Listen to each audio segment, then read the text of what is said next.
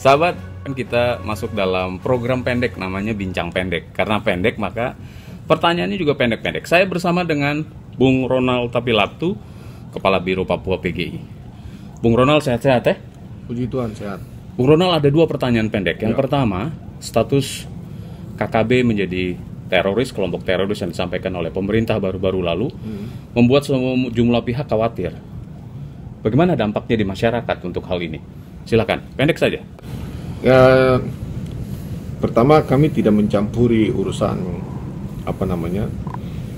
soal tanggung jawab pemerintah terhadap persoalan keamanan, pertahanan, keamanan, atau menyangkut persoalan kedaulatan negara atau persoalan politik ya. Tapi kami concern dengan persoalan kemanusiaan, karena apapun juga yang mau dilakukan itu, ujung yang paling terakhir adalah kita harus memastikan bahwa upaya yang dilakukan oleh pemerintah untuk menjaga kedaulatan atau memberantas para pelaku kriminal yang disebut dengan teroris itu tidak berdampak langsung terhadap warga sipil yang tidak bersalah. Itu poin yang penting. Kenapa? Karena sampai hari ini tidak ada satu orang pun yang bisa mengawasi, mengontrol atau bisa menjelaskan posisi para warga sipil, penduduk, mama-mama dan anak-anak itu bagaimana ya ketika operasi dilakukan. Apalagi disebut operasi penegakan hukum. Tapi kami sendiri sudah menyaksikan bahwa yang dikirim itu adalah pasukan-pasukan yang sangat terlatih. Apakah itu bagian dari operasi penegakan hukum? Kami tidak mencampuri sampai situ, tapi itu menjadi pertanyaan dalam benak kami, bahwa kalau itu benar beroperasi penegakan hukum, seharusnya nanti pada ujung terakhir dari operasi ini ada pelaku yang ditangkap dan dibawa ke pengadilan untuk diadili. Oke. Ya? Nah, di situ berarti status KKB menjadi kelompok teroris sehingga ada aparat yang harus membantu. Nah, pertanyaan terakhir, ini karena dua pertanyaan di Bincang Pendek. Apa peran gereja untuk bisa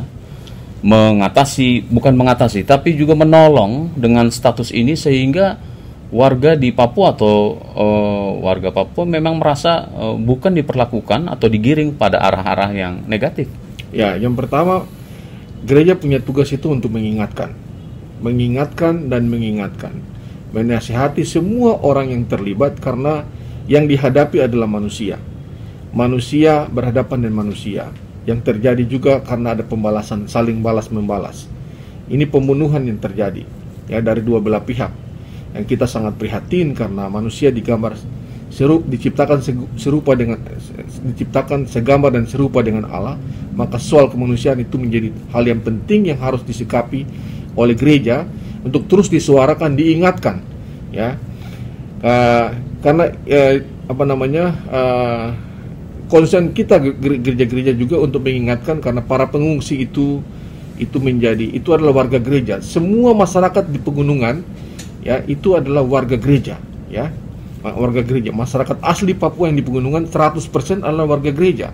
Maka semua kita sebagai anggota gereja-gereja di seluruh Indonesia wajib mengingatkan ini, ya, karena orang yang tidak memahami kondisi fisik orang-orang yang ada di pegunungan bisa saja salah dalam melakukan tindakan terhadap mereka. Dan itu penting, poin penting. Dan yang kedua, ini juga satu hal yang penting. Yang terjadi ini bukan seluruh tanah Papua, ya. Papua sampai hari ini yang adalah di pegunungan tengah, di beberapa titik di atas yang menjadi titik di mana operasi itu dilakukan. Bukan seluruh tanah Papua. Jadi kita juga harus menghilangkan stigma atau apalagi berpikir bahwa tanah Papua bergolak. No, Papua belahan lain semua aman. Pesisir utara aman, selatan aman. Di pegunungan juga sebagian besar aman. Hanya berapa titik itu aja yang menjadi masalah.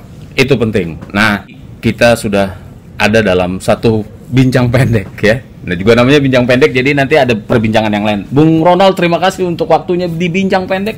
Kita lain waktu akan bisa ngomong lagi atau bincang lagi dengan hal yang lain. Salam sehat. Tuhan berkati. Tuhan berkati. Sampai jumpa.